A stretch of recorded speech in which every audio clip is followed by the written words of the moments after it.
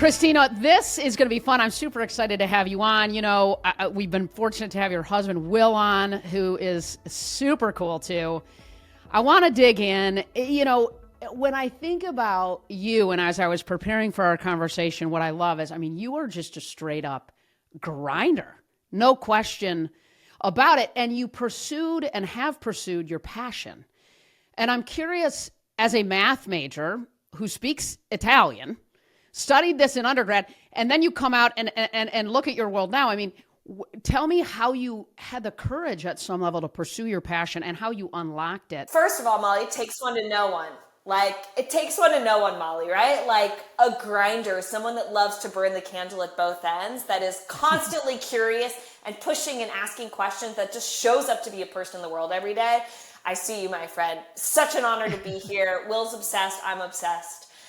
The like champion mindset, everything that you say, I'm always just putting my hand in the air going, keep going, Molly, you got it, you got it. But I mean, when I think about passion, I have so many passions. And I think being a passionate person means there's not just one passion that defines you. That said, I did choose one of my passions as my career. I thought about all the things. What are the things I love to wake up for in the morning? The things that make me feel energized. And the single thing that I loved more than anything else that I decided to chase down as a profession was baking. And it was originally because I thought, this is the thing, I'm an introvert. I love to bake early in the morning when no one else is awake. It's the thing I love to do late at night after everyone goes to bed. I love to eat dessert. So selfishly, who doesn't want to be around cookie dough and cake batter and But I didn't actually realize that the reason that it was my passion of passions was because as an introvert, the power of dessert, it does so much. It connected me with my community, with my family, with my friends, with the world. It did the talking. It does the talking when I don't have the words. And so dessert as a passion, it seems like a hobby. I think I was always raised with dessert as a hobby, but I took the leap to make it a profession because I believed in it. I saw myself in it, and I just couldn't imagine doing anything else with the same vigor and love and passion and grinding mindset. Mm-hmm. I have so much respect for that, because that can be hard as you come out as a math major. But it sounds like what you saw from your parents were two people in very different businesses who loved to wake up every day and go do what they did. And at some level, that was a model, it sounds like, for you. But I would imagine, right? I mean, you didn't come out and sort of find yourself as the founder of Milk Bar. There were probably some jobs, some side hustles that you worked early on in your career. Get me inside of that a little bit. And even when you found the courage at some level to say, I'm going to hit eject and go do this thing that I believe that I can do.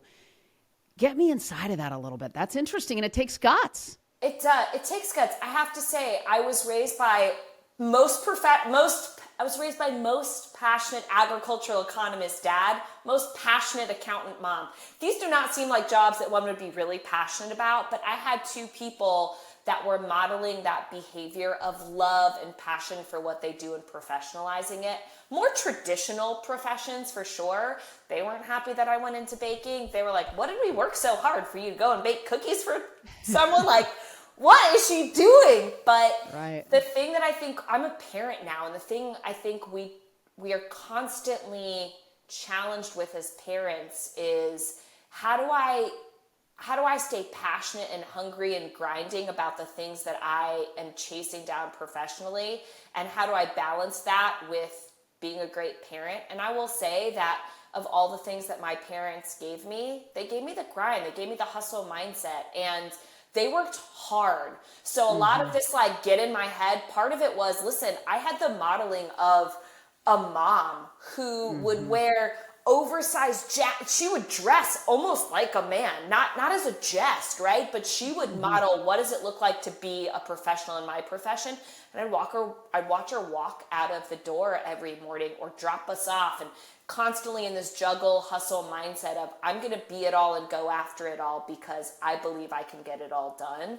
So I had great modeling behavior, and in the grind and the hustle, that's that's what we were as a family. It's not that dissimilar to your story, right? Of you looking up to your dad and your dad looking up to Ziggy and being like, do you think it's just coincidence that you're a great speaker and you're passionate about what you do? No, it starts with like what's in the water and the soil of your upbringing. But when I decided to like throw that Hail Mary, I was like, all right, I could be a mathematician. I could be a linguist. I could be an actuary. I started naming out all the professions that would be more accepted in my family of the subjects I was passionate about. And I had this voice in my head. I had this sort of nag on my shoulder that was just like, you'd be happy with that, but is that your thing? Is that going to be your thing? And I'm grateful that I had enough space in my head and in my life at the time to clear it out and be like, all right, Christina, real talk. It's all inner dialogue. What do you want to do? I'm 18, I'm 19, right? I'm not even 21. You know, I can drive, but I can barely even go into a bar and order a beer. And I'm having this conversation with myself about what is the thing that you can do for the rest of your life and never get sick of it and always be happy about it. And to not be abashed about saying, my answer is make cookies. Now, in that, I translated it and was like, all right, what is the highest level of someone that makes cookies for a living? What do they look like? How are they educated? How are they resourced? Where do they live? And I was like, I'm going to move to New York City. I'm going to go to culinary school. I'm going to live in the city that is the hardest, hardest to get by, to stay alive, to excel, to succeed, because that's where I'm going to get the most real life experience. And that's how I'm going to prove to myself. That's how I'm going to prove it out. Now, to your point, Molly, it's a long and winding road, right? Like, before I did that, I was like, all right, I'm going to get a job at a microbrewery in my college town in Virginia. I had this idea that I might like this. So I was like, all right, so what's the best place to like try this on for size? I hadn't graduated from college. So I was like, I'm going to go walk into a restaurant. What's the nicest restaurant in town? Hi, I'm Christina. I don't really have a resume. I'm a good kid. I know, like, I'll work hard for you. I was just trading on my work ethic and my smile at that point. No surprise. They wouldn't let me in the kitchen. To your point of like, you know, being a sports agent, like I'm not crazy. I know I don't look like someone that belongs here, but they're like, we're going to put you where you look like you belong. We're going to make you a host. Then we'll make you a server. Then we'll. I finally convinced them, because I worked at that restaurant for so long in this college town in Virginia. I finally convinced the guys in the kitchen. I bake before my host shift or my server shift.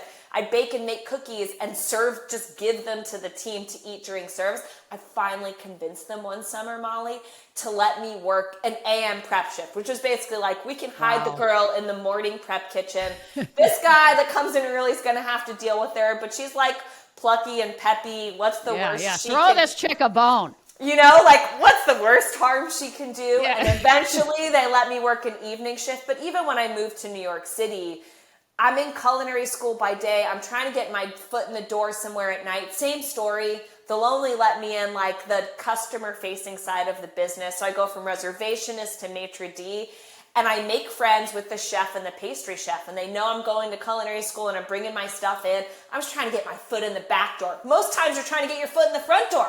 I'm trying to get my foot in the back door. And finally, right, you just keep at it. It's that mindset. Just keep going. Keep your head down, keep focused on yourself, keep going. I finally got them to let me work a shift there. And then one of the bartenders at this restaurant said, hey, my friend's the wine director at this 4-star fine dining restaurant. I bet I can get you in with the pastry chef. And I mean, back in the day then, Molly, like it was working for free. Like I worked by day in the place that I could to pay the bills in the front of house of a restaurant, but I got my foot in the door in the pastry kitchen of Boulay, which at the time was the pinnacle of fine dining in New York City. And I worked my way up, and that's what it is. You can't be in a hurry to reach your destiny. Your destiny is impossible to miss. By definition, it's impossible to miss. So be on that journey. And along the way, Molly, too, I was like, I love dessert. Who am I? What am I? Right. I tried writing. I was a food stylist. I was a caterer.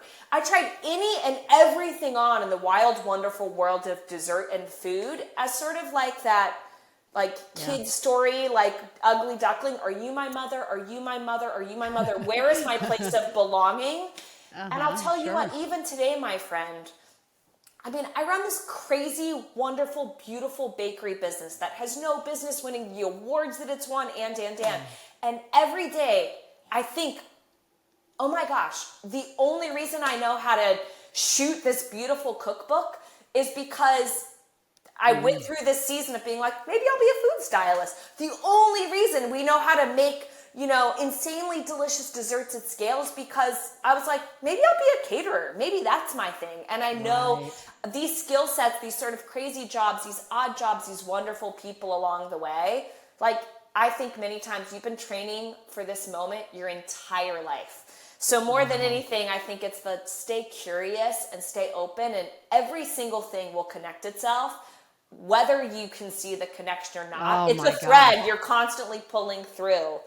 Yep. That is true. Yep.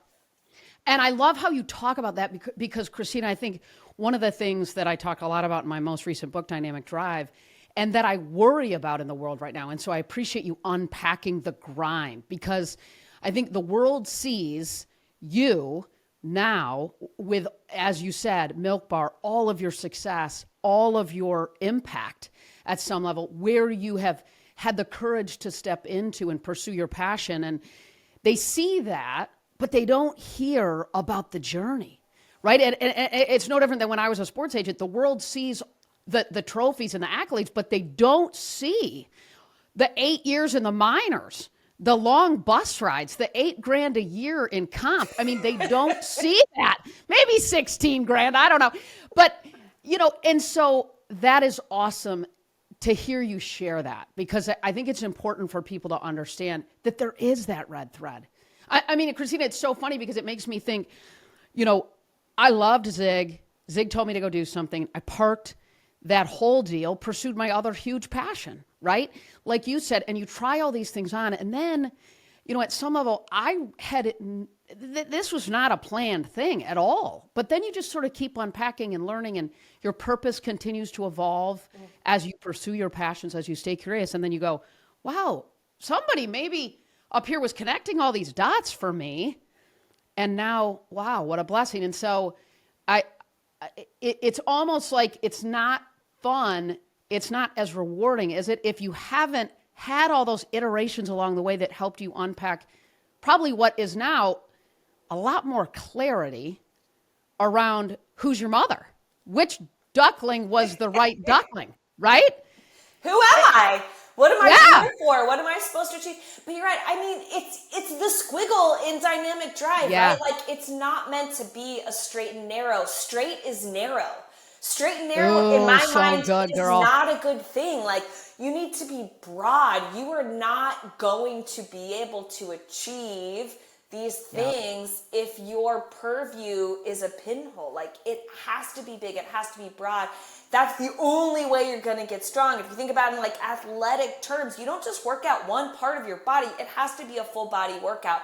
And when you see the world, you have to be able to see the entire thing. But Molly, the bit about it that I find, like, in being a chef these days, there's this, like, air quote celebrity chefdom. Like, we are so inclined to want to see the finish line, to see the big, bright, someone has arrived, this, like, the perfect photo of it. And no one talks about and celebrates the path. And no one talks about and celebrates the failures, the mistakes. Like, I love to talk about the creative process, because that is so much a part of who we are and what we do. How I bake at home with Bake Club, how I bake professionally with Milk Bar. We have these icons, right? Like the birthday cake, the compost cookie, Milk Bar pie, birthday truffles, all these things. They're the icons, cereal milk. But what people forget is creativity is a practice. And what that means is that to get to those icons, there are decades of great ideas or failed recipes, things that were on the bench that never made it to the big leagues. And we only celebrate it when you've made it to the big leagues. And the beauty is that the real stories are in everything else that lives below that surface. And girl, if nothing else, let's tease it out and be like, that's the real life. That's where the success is truly. Yeah, 100%. And I love, you talk about embracing discomfort. You talk about that a ton. And I love it for so many reasons that you just echoed, but it is about the discomfort. It is about the curiosity. It is about, at some level, strengthening that muscle in service of doing hard so we can do harder later, right? Tell me a little bit about how you would shift your mindset in the moments that you were on that journey, inside of that hustle, inside of that, and even still, right? I mean, people see you now and go, wow, there's all kinds of things that I know at your level still go wrong, that are still challenging, right? I mean, how do you shift your mindset in these moments? What is your take on discomfort and how to encourage people to step into it? Because that's where the growth is. Yeah, man, there's such great questions. And you're so right. Like, I haven't reached anywhere. Like, it's about being in process and in the journey. I think along the way, probably the single greatest thing that I look back at and think about and try to acknowledge where I am now. And I go, the one thing, there's a difference between being a grinder and not being so pushy that you don't stay open-minded and curious. I think there's this piece on your way up where you're grinding, and you start to acknowledge that there's traction and you're making progress. And what happened to me in my journey, and call it maybe what was survival in professional kitchens as like the only female, the only girl in an all male, all boy environment. I don't know what you're talking about. What's that like? Right? Where like you had to be big and you had to be fierce and you had to be strong and you had to be intense. And I learned so much from the places that I worked on my way up that I think I embody sometimes too much of that culture, because I took that as a cue as if it doesn't look like this, then I'm not going to be successful. And where I ultimately got in my like intensity and push was that my translation of that was different than what I was modeling from past workplaces. And I think that's the like, man, I can be who I am, which is optimistic and kind of quirky, and I can put fun and creative, and resilient, and and a girl, right? Like, and a woman and all this, and still be me. And I think that's probably one of the biggest things that I found in myself and worked through that I'm the most proud of. Like,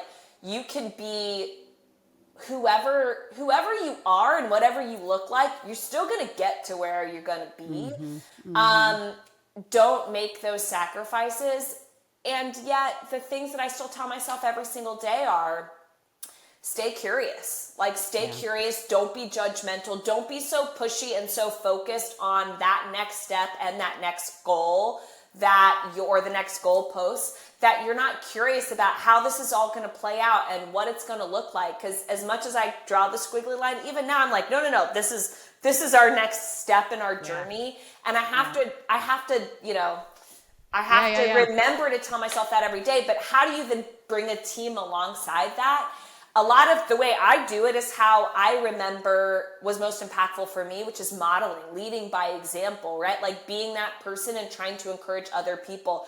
Who are you? What's important to you? How do you show up as yourself?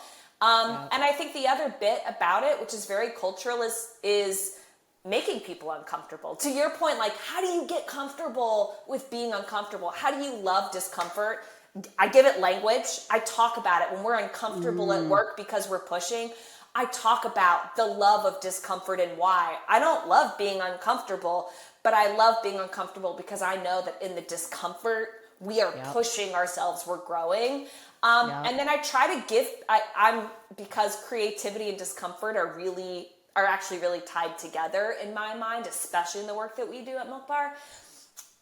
I try to pull out people's creative ideas, and then when they come out and they get really obsessed with their idea and they get really passionate about it, I hand it back to them and I say, great, now it's yours. Figure out how to bring it to life. And it's that, like, you dared to dream, now you have to dare to achieve. And doing that within our workforce, I mean, we joke all the time that, like, getting a job at Milk Bar is like, it's getting your MBA. It's getting whatever that higher level of education is, because be careful what you dream here, because then you're going to be asked to bring it to life. And I think that's one of the most powerful things that you can do for anyone on your team, yourself included. And that's work, that's home, right? Like, Totally, that's anything. totally. Yeah, no, I love how you talk about that though, right? Like if somebody on your team is getting excited about something, stay in it with them, help them unpack that, and then hand them back the baby at some level, right? And give them that opportunity to go do what they've already communicated they love. You know, you talked about Milk Bar. Can you just rewind relative to the origin story of Milk Bar, building that brand, the story behind the name, the logo, all of that? They're all such good ones, Molly. So it's so good. Home baker, raised by matriarchs that love to bake, fell in love with baking for all the reasons, moved to New York City to chase it down as a profession. But being a professional baker or pastry chef meant being the pastry chef of the finest dining restaurant. I got to the top of those things and I thought, I love this art, I love this pursuit, only I actually believe in what a delicious gooey brownie handed to you in a little Ziploc baggie, the power of that. And what I had to follow, I looked around and I was like, there's nothing in between. There's the high-end dessert, and then there's the stuff that's happening in the home kitchen, and there's nothing in between. And when you see something that doesn't exist that you know should, what do? You build it. So I opened Milk Bar November 15th, 2008. Terrible time if I was taking my time to write a business plan. Terrible time to open a business. We're all scared. What's happening with the economy, et cetera, et cetera. Right. But I saw something and I believed the world needed it. So I opened this quirky American style bakery. And our premise was really, really red threading, right, together home baker Christina with professional pastry chef baker. So everything that we do is rooted very deeply in like an American baked good, cookies, cake, pie, ice cream. But everything that we do is done a little different. So we don't have vanilla ice cream, but we have something called cereal milk ice cream. Girl, you feel seen. You're at the breakfast table as a kid. You did, man. You're starved and studied as a college kid. You know the flavor that's in that bowl after you eat the cereal out of it. You got it, girl. It is Fruit showing Loops, up for baby. that's Crush it.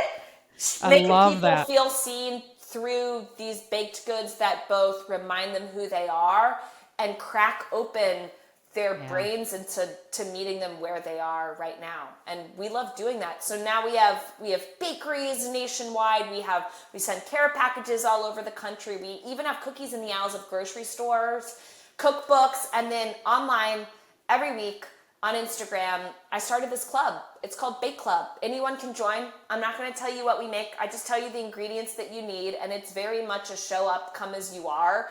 And let's just get creative and see what you're made of and what comes out of your brain and your kitchen and how it connects you to the world.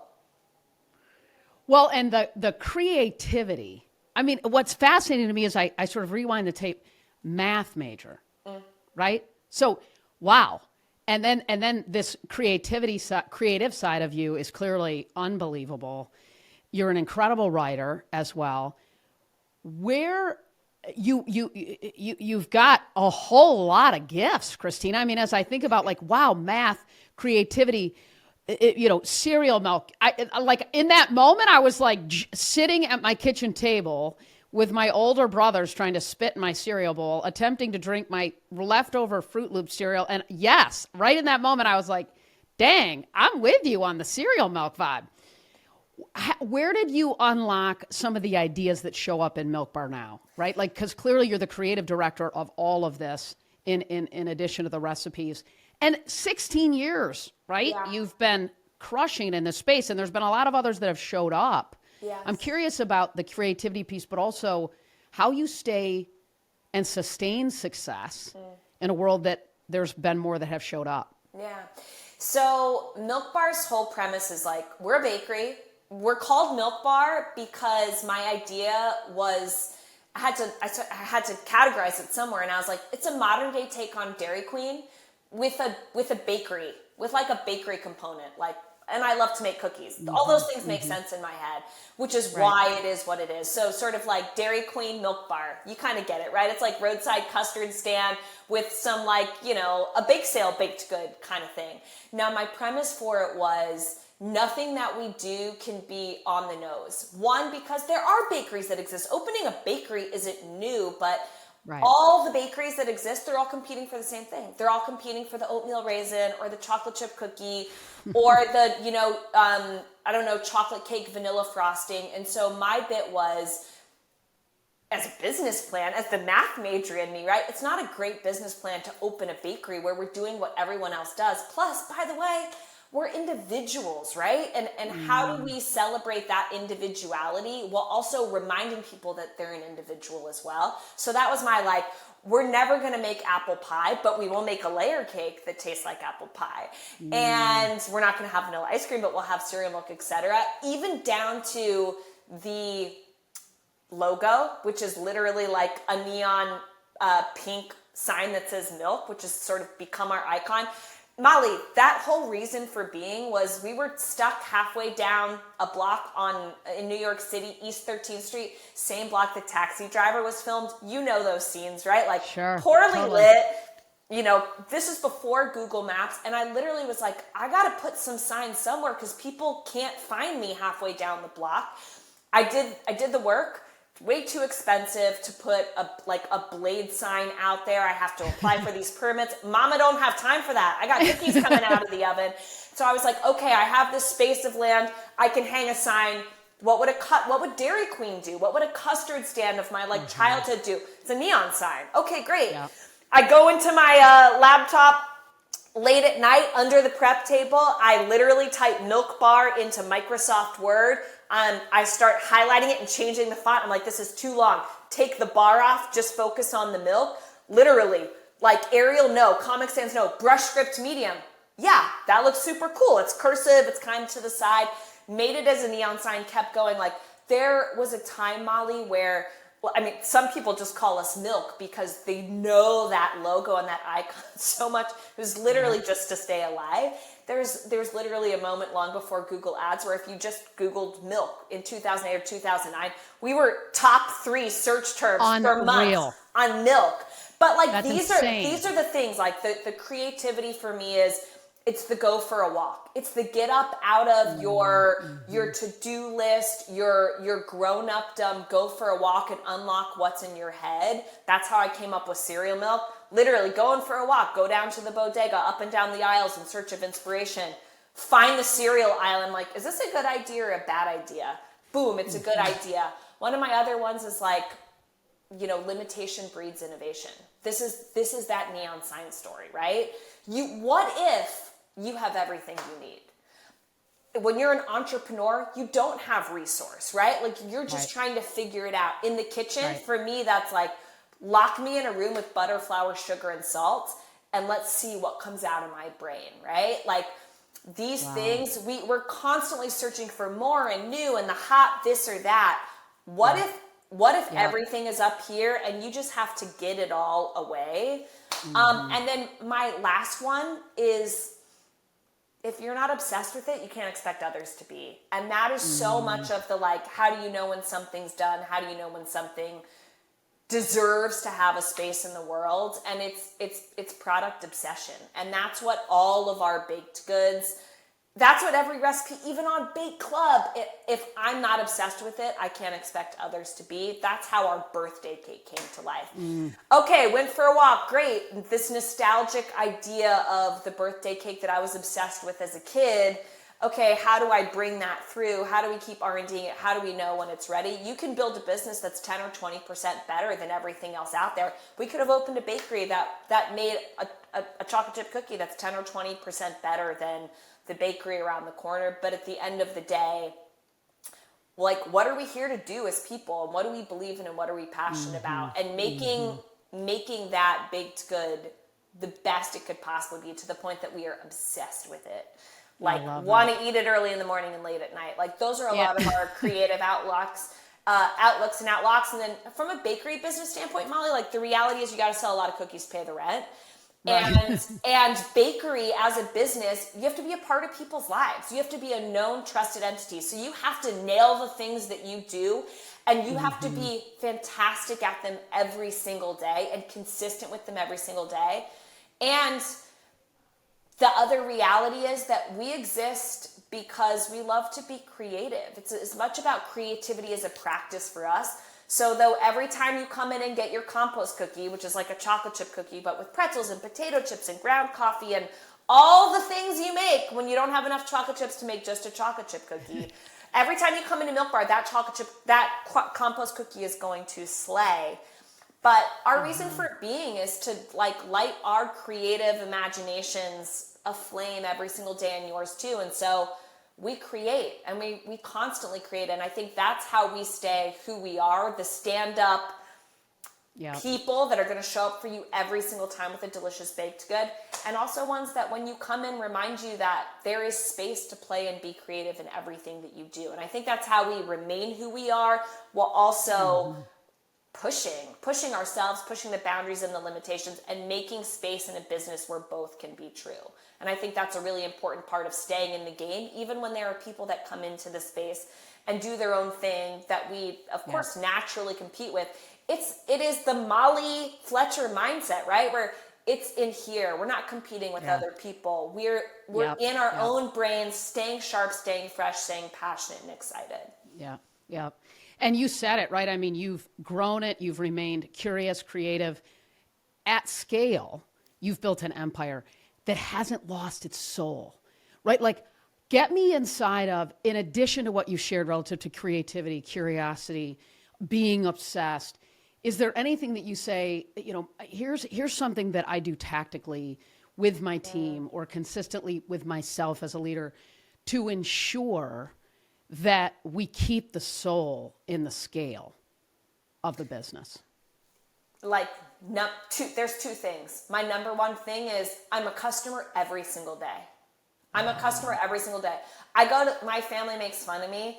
What are you doing today for work, Mom? It's like, I'm going to the grocery store. I'm going to order things online and ship them to our doorstep, and I'm going into bakeries. And for them, it seems so backwards, right? Like, aren't you supposed to be leading a business? Aren't you supposed to be doing all these other tactical things to keep everything in line? And it's like, yes, but I can't actually do that job. I find this in my team every day. You're so obsessed with nailing the work that's happening behind the scenes that you forget to actually measure. There's data, there's analytics, of course, right? There's CSAs. How are we doing with our co-mans? What's our CSAT online? What are our Yelp reviews like? But those are great data points, but you have to know and feel what it's like. Are we serving the people that we think we're showing up for and serving every single day? I spend more of my time doing that, Molly, than probably anything else. And that helps guide us, right? Like, awesome. How are we doing? It reminds the team, you're running the bakeries. That's amazing. When was the last time you walked into a bakery with fresh eyes as a customer and you sat in this space and then the other part of it is more of an operations piece in a different way. And it's being as obsessed with the product that you make day in and day out, right? It's not only getting excited about the new ideas and the creative sparks, but not being obsessed only with the new stuff, but are you obsessed with your core product? Are you obsessed with how it gets made, what it tastes like, how it gets packaged, how it gets delivered? They're one and the same, but they are two sides of the same coin that you're as obsessed. Like for me, my take is like, I had a blueberry and cream cookie. It's one of my favorite Milk Bar cookies. For the first time, I usually week by week will obsess over like, okay, this week is the Milk Bar pie week for me. Last week was my blueberry and cream week, where I taste this cookie in as many different ways and places that it exists. And I had a bite of it for the first time in a few weeks because it hasn't been a blueberry and cream week for a while. And I had it and I literally was like, you guys, when was the last time that you tasted this blueberry and cream cookie? It is so good. Like, if that's not my reaction when I have it, then we have work to do. It doesn't mean we failed. It just means Right. we have work to Yep. do.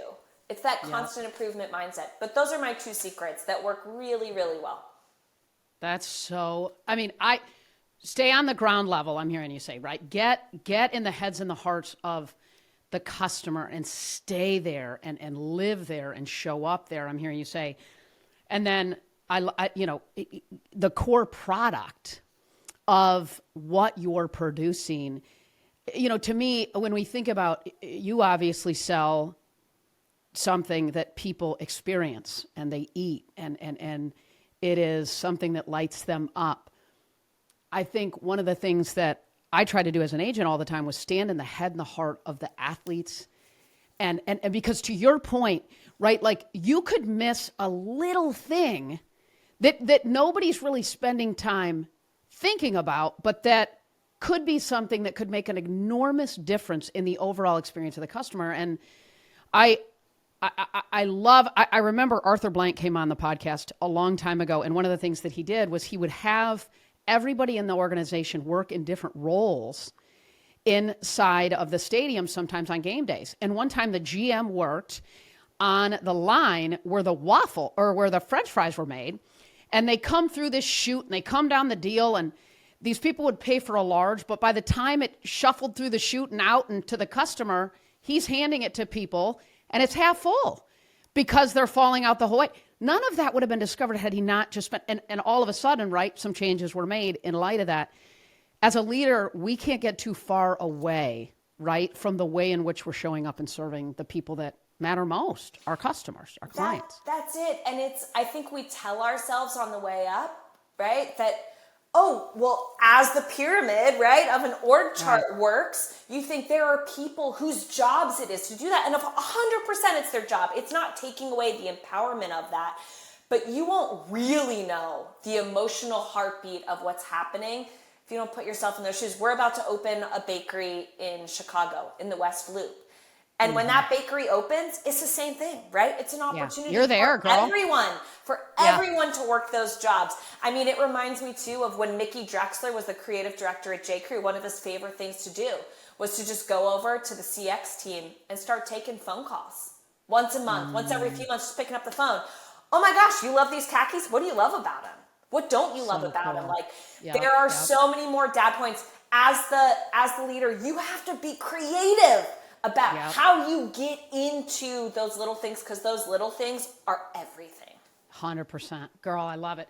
So listen, you've been so generous with your time. I want to ask you one question because you have a big job. You have a big career. You have a lot of passion for it. You're obsessed, as you said, with it. You're married with a man who also works and is busy and travels. You have 2 children. My husband and I have been married for 25 years. We have 3 daughters who matter more to me, my family, than absolutely anything else in the world. I have this thing I'm sort of obsessed with right now, which is that balance is total BS. It's completely impossible, and that it's all about alignment.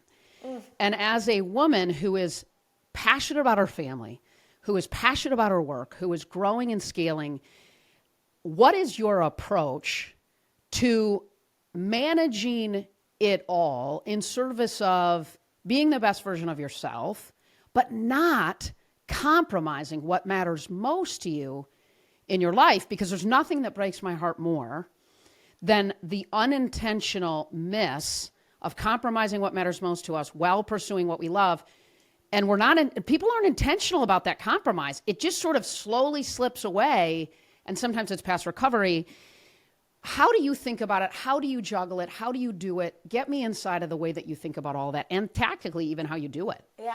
I mean, work-life balance for me is always, it's not about 50-50. I think of it more as like, being on a teeter-totter, and where's the fulcrum of that teeter-totter? And like, it's not a teeter-totter ever where there's equal sides. There's always one that's going to need more and one more. Right. And there's probably a lot more seats on the teeter-totter than just 2. But when I'm in something, I do everything I can to give it everything of my time and attention, which is to say, I don't think you can juggle multiple things in the same moment, right? Like when it's mom time, it's got to be Yeah. full on mom time, man. Right, And that means like I leave my phone wherever the heck I'm going to leave my phone. I just get comfortable being like, when you're a grinder, you're giving it all you've got. And so I approach whatever, when I'm with you, Malls, like I am fully with you. When I say goodbye, the next thing I'm going to be fully in. Maybe it's writing a recipe. Maybe it's working on something in the kitchen. Maybe it's being a parent. Maybe it's going into the next meeting and trying to just put my blinders on and give it everything I've got, as opposed to trying to be multiple things at the same time. That's been one of my most successful strategies. Be present. I'm hearing you say be present. You're present. It's that simple, but like to the extreme, because I think we can tell ourselves, oh, I'm going to be present. But like, what are the things that take you away from being present, and like lock the door, hide them, whatever it is? I think the other bit is life is imperfect. And so things are going to get messy. There is a chance the door is locked, but there is a chance that Frankie, my 3.5-year-old, is going to come in and be like, hey mom, what are you up to? Who's this? Hi, Aunt Molly, right? Oh, like, yeah, totally. I'm down. Yeah. You have to be gentle and easy with yourself. Like there are moments where I'm fully present with my kids and something else is going to happen that pulls me away. And it's trying to be as generous and non-judgmental with yourself at incorporating, allowing the lines to blur even when you try and make them rigid, to just say that is life. All of these things are important to me, and it is important. Those things are going to butt up against each other. And I think from a partner and a spouse standpoint, we've just learned time and time again that in order to be passionate about what you do and passionate about the relationships you're in, you have to be passionate about what support looks like. And sometimes you're going to need to take more than you have to give. And sometimes you're going to have to give more than you get to take. And I think that's true. Actually, it's true within a relationship where, you know, both are trying to go at something really hard. And it's true within the microcosms of relationships, right? In work, there are going to be some days where you give so much more than you're going to take. And then sometimes where you're going to have to take a lot more than you can give in order to be successful. And just thinking about it, to your point, as that scale, you're never going to reach 50-50 balance. That's not really what it's about. It's just trying to assess and establish what it is you need, what you have to give, and to just go at it hard and be easy on yourself every single day. Because if you're beating yourself down, you're not in the grind. You're putting effort and energy in a place that's just going out the window. It's not going to serve anyone. Yeah, I love it. Be gentle on yourself. I couldn't agree more. I love it. All right, girl, I want to, before Frankie rolls in, although he'd be fun, it'd be fun to have him on, but let's dig into rapid fire. What is so I'm going to hit you with a couple questions, and we'll I know you're kind of quick on your feet, right? So this will be easy. Oh, Lord. What's the one thing you do to recharge? It's the one thing I do to recharge. I go for a run. It's as much because it's my lose myself, find myself space. It's anything where I can lose. Sometimes it's go for a hike. Sometimes it's go for a bike ride. Sometimes it's sit in a book. But it's usually a run, and it's really the place where I lose myself and find myself, where the world stops before it starts again, and it just gives me perspective. Super cool. What's the moment that maybe you've pinched yourself, like a pinch me moment, if you will, in your career? Albeit I know you're on a journey, a never-ending journey. You live this dynamic drive. But has there been a moment like that where, whoa, pinch myself moment in your career so far? I think the first time my kids came to the bakery, where I saw myself through the lens of my children. And I was like, holy smokes, you guys have a mom that makes cookies for a living.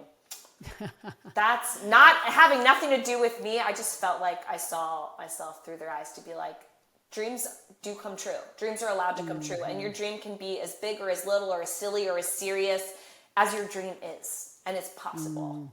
Yeah. God, I'm thinking about when those lists come out to sign up to bring stuff to the school. I can only imagine you get blown up on that deal, girl. It's my favorite part of the job. I love it. Yeah. What's the best advice you've ever received, and who was it from? My mom. And her advice was, just smile. Just show up, be yourself, and smile. A little bit of like, so what? You're a girl. So what? You're a woman. So what? You are smiley and positive, even though the counterbalance is this other thing. Like, you're allowed to just be that. And like, that's not only enough, it's more than enough, and it's your secret sauce. So good. So the show's called Game Changer. So one last question. Who or what is a game changer who inspires you and why?